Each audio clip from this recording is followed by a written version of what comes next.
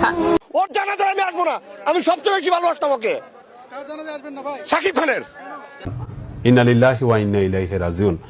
সোমবার সকালে হঠাৎ অসুস্থ হয়ে পড়লে তাকে রাজধানীর মগবাজারের একটি হাসপাতালে নিয়ে যাওয়া হয়। সুপারস্টার শাকিব খান ইতিমধ্যে একাধিক গণমাধ্যমে তথ্য নিশ্চিত করেছে, কিন্তু তুফান সিনেমার শুটিং এর সময় কি এমন হয়েছিল শাকিবের যে কারণে এমন গুরুতর আহত হলেন শাকিব?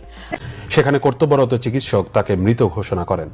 ১৯ বছরেরও বেশি সময় ধরে বাংলাভিশনে নিষ্ঠার সঙ্গে কাজ করেছেন শাফিন খান। সহকর্মীদের কাছে ছিলেন অত্যন্ত আস্থাভাজন। চোখের জলে ভালোবাসায় তাকে শেষ বিদায় জানালো বাংলাভিশন পরিবার। বিস্তারিত মুম্বাইয়ের ইলোরা স্টুডিওতে শুটিং করছিলেন তিনি।